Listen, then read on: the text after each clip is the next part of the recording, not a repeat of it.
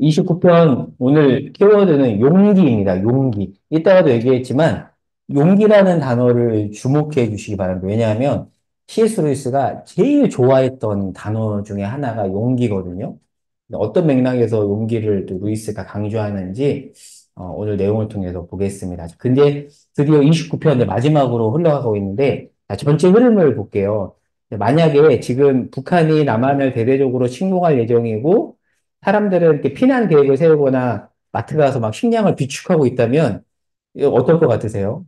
예, 남자들은 이제 그 예비군에 차출될 수 있는 상황이고 아, 나라면 어떻게 했을까 생각해 보면 잘 모르겠어요. 하여튼 되게 두려웠을 것 같아요. 근데 루이스가 이 책을 쓸 당시에 영국은 독일 공습 한가운데 있었고, 근데 지금 29편 맥락에서 보면 환자가 점점 신앙은 깊어지고 있는데 그 여정의 정점에서 독일의 공습이 예고되었고 전쟁의 차출이 실제로 됩니다. 이 책 맥락에서 보면 그렇게 전쟁에 차출될 때 이제 그렇게 고도로 찍은 그의 신앙이 어떻게 발현될 것인가, 뭐 그 내용을 29편을 통해서 보겠습니다. 자, 1번에 보시면, 자, 환자는 지금 사랑하는 여인과 결혼을 계획하면서 점점 신앙이 깊어지고 있습니다. 그런데 독일의 공습으로 전쟁에 차출되고 특별히 환자가 사는 동네가 폭격당할 상황이 확실한 지금 상황입니다. 그래서 특별히 위험한 지역에서 임무를 수행하게 되었는데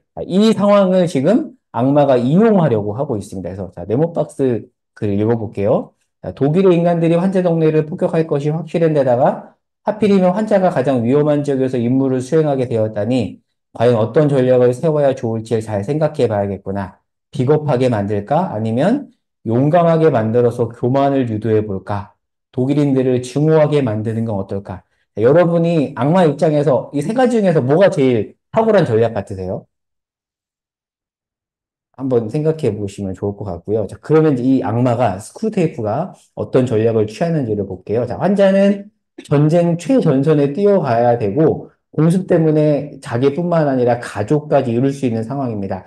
이 상황에서 악마가 준비하고 있는 세 가지 전략 첫 번째가 비겁하게 만드는 건데, 사실 이것을 악마가 나중에 선택을 하거든요. 두 번째, 세 번째는 그렇게 생각보다 중요하지 않다고 봅니다. 자, 그럼 2번으로 가볼게요. 자, 증오와 용기인데, 자, 환자가 독일인을 증오한다고 해서 누가 뭐라고 하겠어요? 당연히 밉죠. 당연한 감정입니다. 근데 크리스천으로서 생기는 저항이 있잖아요. 사실 우리나라 사람도 그렇지 않나요? 일본에 대한 어떤 악감정이 나름 있지만 또, 아, 그래도 크리스천으로서 내가 미워하면 안 되지. 제가 예전에, 아이들을 데리고 한번 일본 단기 성교를 간 적이 있는데, 저는 그렇게 일본을 갔다 오고 나서 정말 일본을 사랑하게 됐어요. 그러니까 그 일본을 사랑한다는 게 일본이란 나라의 매력에 빠졌다는 게 아니라 그 당시 제가 배웠던 거는 어떤 하나님의 일본을 향한 마음이었는데 그 전까지만 해도 사실 일본에 대한 관심이 없었다가 애기들을 데리고 단기 선교를 갔다 오면서 그 일본에 대한 마음이 달라졌거든요. 근데 그 전까지만 해도 보통 우리나라 사람들 그렇잖아요. 가위바위보도 일본한테 지면 안 돼. 한일전 치르면 무조건 이겨야 돼라는 게 있잖아요. 근데 또 크리스찬으로서 이건 아닌데라는 이렇게 왔다 갔다 하는 감정이 있다라는 거죠. 근데 지금 이제 악마가 영국 사람인 환자가 독일을 미워하는 그 감정을 이용하려고 하고 있습니다. 자, 근데 그거는 하수의 전략이라고 보고 결국에는 악마가 취하는 전략은 뭐냐면 증오심과 두려움을 묘하게 섞어서 결국에는 비겁하게, 용감하지 못하게 만들려고 하거든요. 자, 네모박스를 보겠습니다. 두려움이 강할수록 증오도 심해지기 마련이지 증오는 수치심에도 훌륭한 해독제 노릇을 해준다. 그러니 환자의 사랑에 깊은 상처를 내려면 놈의 용기부터 꺾어볼 일이야. 이건 꽤 까다로운 작업이다. 대부분의 악덕은 인간들이 드러내놓고 자랑하도록 만들었건만 비겁한 만큼은 그렇게 못했거든. 자, 그럼 보겠습니다. 29편의 키워드는 용기인데 용기에 관한 이 루이스의 생각을 잘 읽기 위해서는 한번 집에 순전한 기독교 책이 있으시면 3부 2장을 한번 읽어보세요. 거기 이제 기본 덕목이라는 챕터에 보면 용기를 다루는데 루이스가 여러 덕목을 다루는 중에 네 가지 기본 덕목 을 다뤄요. 분별력, 절제, 정의, 꿋꿋함. 이제 번역에 따라 다른데 이제 꿋꿋함은 용기라고 번역하면 좀 더 좋을 것 같고요. 그다음에 신학적 덕목을 다루거든요. 근데 특별히 용기를 상당히 강조합니다. 자, 그럼 다음 페이지로 가볼게요. 자, 이런 말을 하죠. 책에 나오는 내용인데 이 덕목, 즉 용기를 발휘하지 않는 한 다른 어떤 덕목도 오래 실천할 수 없대요. 쉽게 말하면 절제라는 덕목이 위기 때 용기로 드러난다고. 그런 면에서 용기를 강조합니다. 그래서 어떤 상황에서도 지켜야 할 덕목을 발휘하는 것이 용기라고 합니다. 그 영어 문장 한번 쭉 읽어보시고, 자, 그 아래 볼게요. 자, 용기는 어떤 특정 행동이 아니라, 루이스가 하는 표현이에요. 일정한 인격적 특질이래요.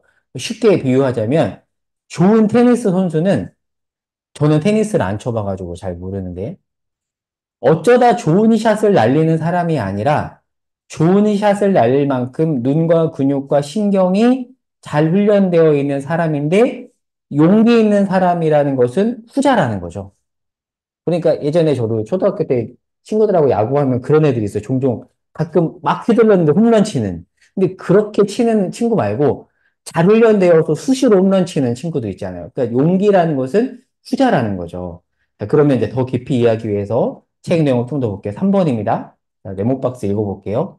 실제로 최근의 전쟁만 보아도 수천 명의 인간들이 자신의 비겁함에 새삼 눈을 뜨면서 생전 처음으로 온전한 도덕의 세계를 발견하는 일이 벌어졌지.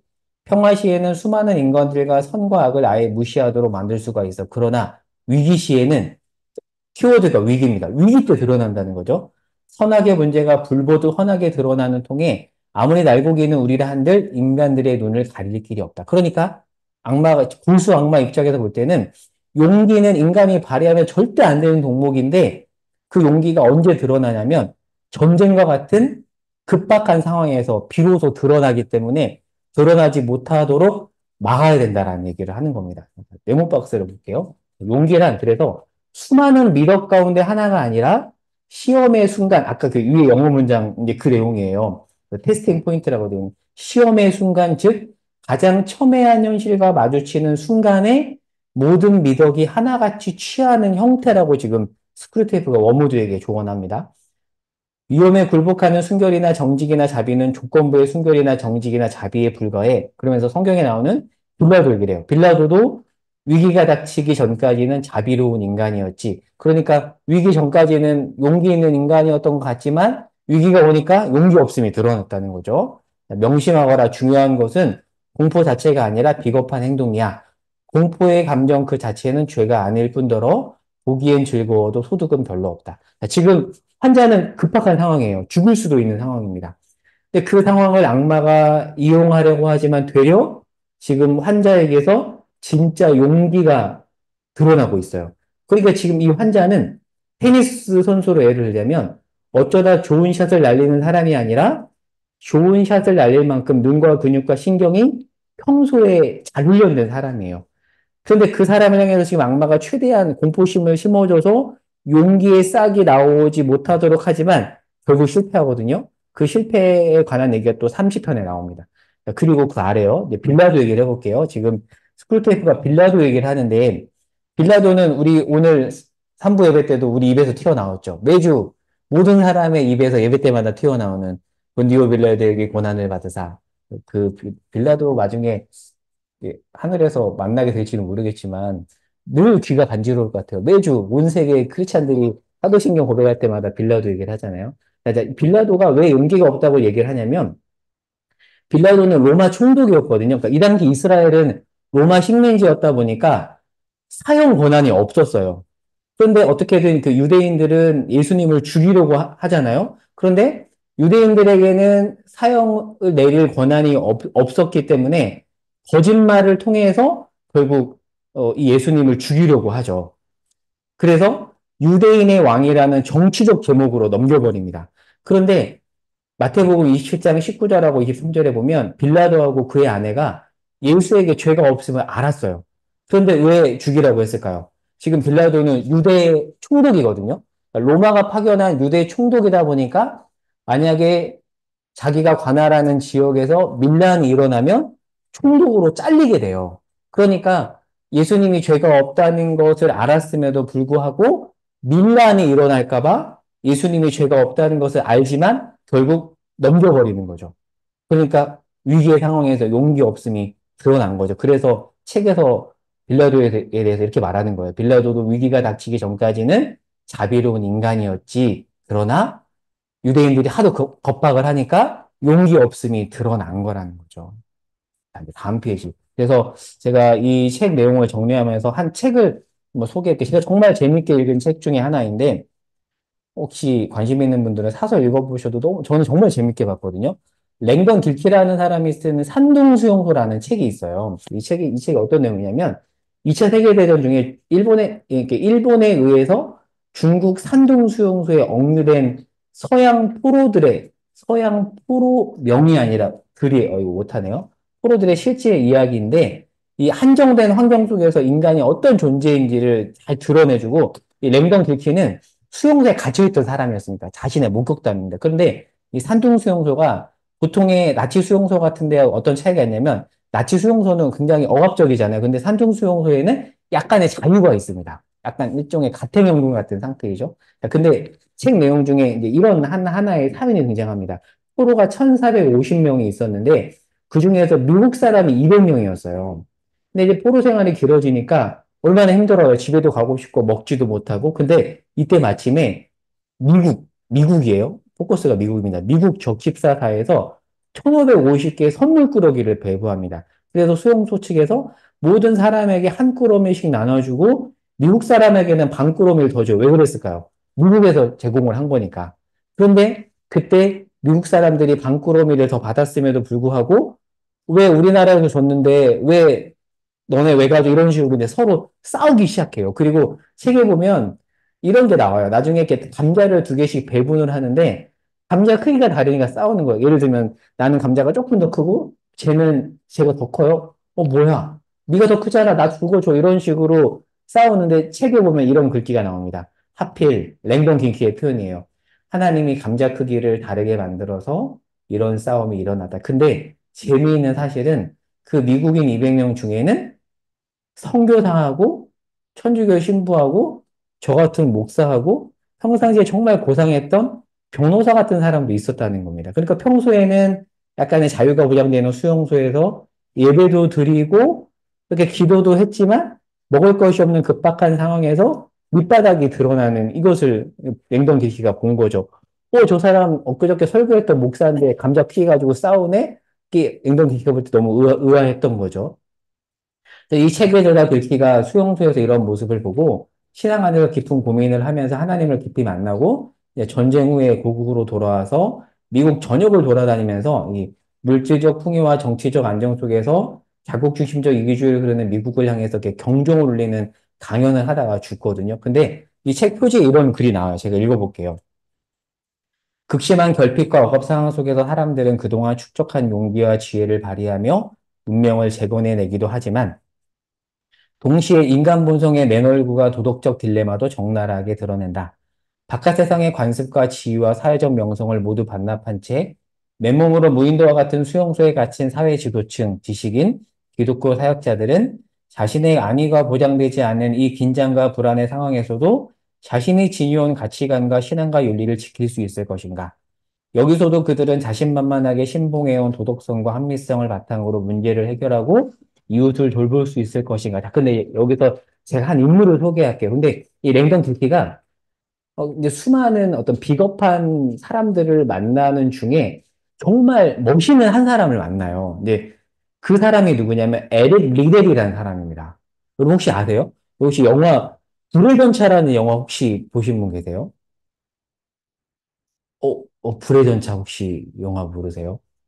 근데 아마 한 번쯤 들어보셨을 텐데, 제가 3페이지 밑에다 적어놨는데, 이 에릭 리델이 실제 주인공으로, 이렇게, 그러니까 이게 넌픽션이죠?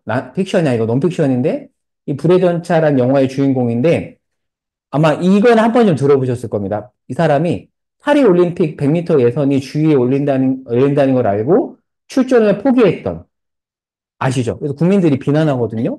근데 주일에 달릴 수 없다라고 말했는데 그 4페이지 가볼게요. 원래 금메달 기대주였어요.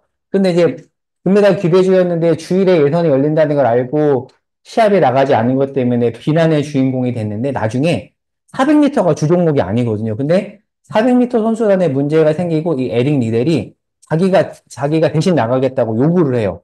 그리고 400m 결승에서 불의 전차, 오타네요.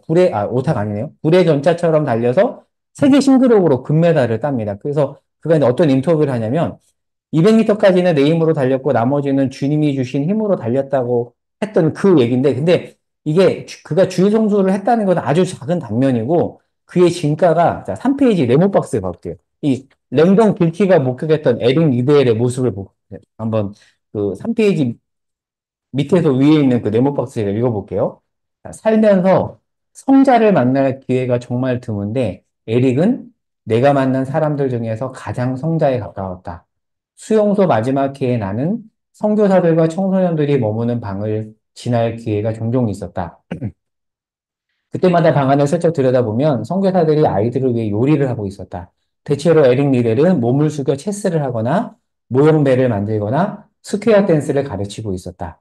수용소에 갇혀 있는 불쌍한 젊은이들의 마음과 상상력을 사로잡기 위해 온 힘을 기울여 완전히 몰두한 채 따뜻하고 애정어린 몸짓으로 아이들을 돌보고 있었다. 사실 청소년들을 돌보는 일을 누군가가 맡아야 한다면 에릭 리델이야말로 적임자였다. 여러분 생각해 보세요.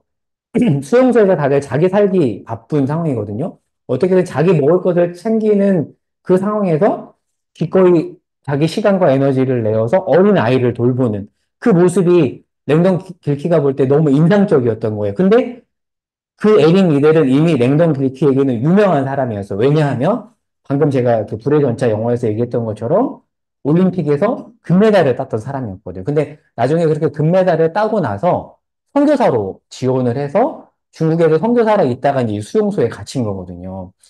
자, 그래서 그 뒤에 글을 또 읽어볼게요.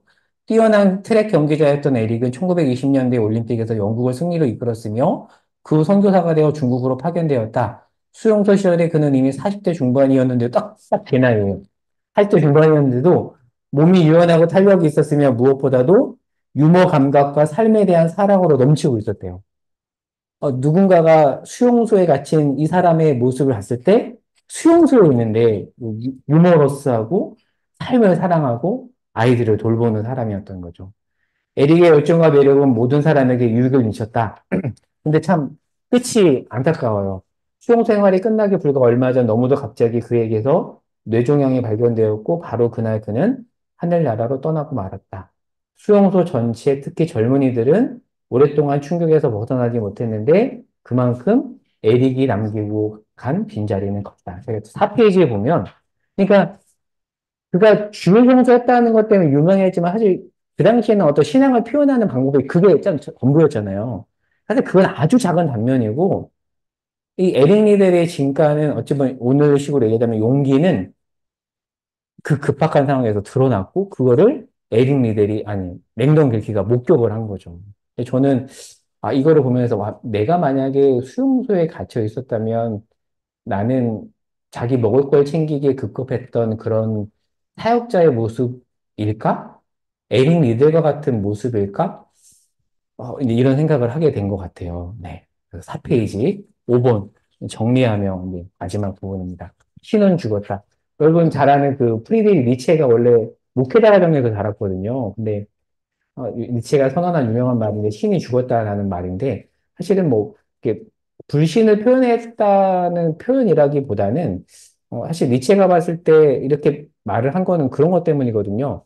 하나님이 살아계신데 왜 하나님을 믿는 사람들이 어떤 신의 현현을 삶에서 드러내지 못하는가 어떤 그런 고민 때문에 니체가 던졌던 질문이고 그 니체가 했던 고민이 신을 믿으면 과연 세상은 선해지는가 뭐 이런 고민을 했었거든요. 자, 근데 이 산동수요소에 나오는 글을 하나 소개해 볼게요. 라이놀드 니버가 말했듯 종교는 인간의 기심이 자동적으로 해결되는 장소가 아니다. 오히려 종교는 인간의 교만과 하나님의 은혜가 충돌하는 궁극적인 전투지다. 따라서 인간의 교만이 이기면 종교는 인간의 죄악의 도구가 될 수 있다. 그러나 전투 속에서 인간 자아가 하나님을 만나고 그래서 자신에게 이익이 되는 것을 포기할 수 있다면 종교는 인간이 갖는 이기심의 굴레를 벗어날 수 있는 가능성을 제공한다.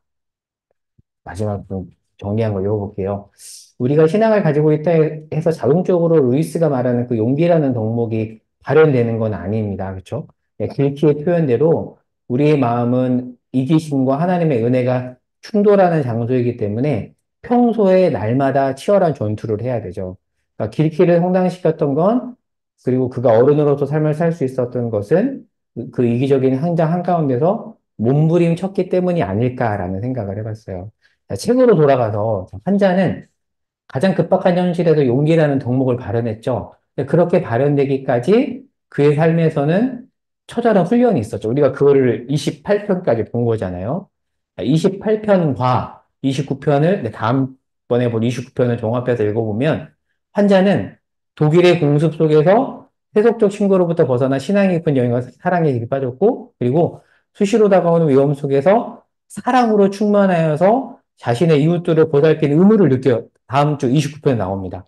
그리고 그 일이 생각보다 즐겁고 날이 갈수록 너무 무서운데 원수에 대한 의존은 커가고 있었다라고 29편에 나옵니다. 그러니까 그가 평소에 꾸준히 쌓았던 인격적 특질이 위기 속에서 드러난 것이죠. 마치 에릭 니델처럼. 네. 자, 이제 마지막 우리의 일상입니다. 사실 우리 일상은 별것 없는 평범한 일상이죠. 그래서 이 일상은 테니스 선수로 친다면 기초 체력을 훈련하는 날들인 것 같아요. 그러니까 신앙으로 본다면 사실 아침에 말씀 10분 보고 이런 게 아무것도 아닌 것 같지만 저는 그게 근육을 훈련시키는 거라고 생각해요. 아침에 말씀을 보고 기도를 하고 그리고 어떻게든 만약에 대낮에 내 마음에 들지 않는 사람을 만났을 때 크리스찬으로서 저항감을 가지고 고민하고 제가 WWJ 때도 저번에 아시죠? 이게 그 What Would Jesus Do에서 예전에 미국에서 그 이렇게 이 책 쓰신 분이 누구더라 있잖아요. 그래서 티셔츠에다가 이렇게 WWJD 쓰면서 했던 운동들이 있었거든요. 그러니까 항상 모든 상황에서 예수님이라면 어떻게 하셨을까? What would Jesus do? 이 질문을 하자. 예, 그런 차원에서 이 단어가 이제 유명했었는데, 그렇게 우리가 늘 생각하는 건, 저도 그래서 나름 이렇게 훈련을 해요.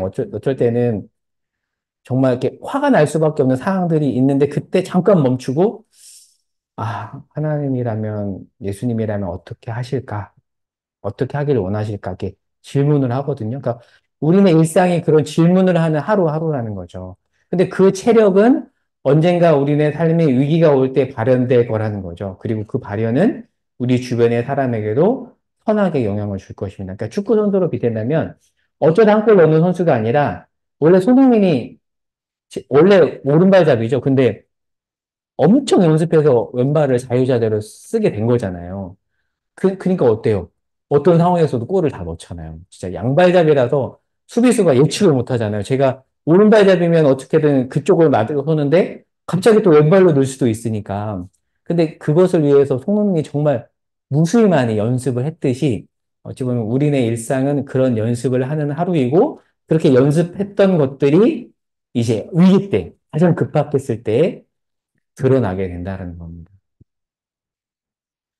여기까지 나누었고, 그래서 오늘 나눈 질문 세 가지 적어놨는데, 오늘 내용을 통해서 한번 깨달은 점이 있다면 나누어 보시고, 자, 특정 행동을 하는 것과 일정한 인격적 특질을 갖추는 것에는 어떤 차이가 있는지 한번 이렇게 정리하면서 이렇게 나눠 보셔도 좋을 것 같고요. 그리고 세 번째인데요. 내가 만약에 여기서 말하는 수용소는 나치 수용소가 아니에요. 그 억압적인 나치 수용소가 아니라 약간의 자유가 보장되는 산둥 수용소 같은 그런 수용소에 갇혀 있다면 나는 과연 주변의 동료에게 어떤 사람일 것 같은지 뭐 이런 것도 한번 네, 서로 이야기해 보셔도 좋을 것 같습니다. 그래서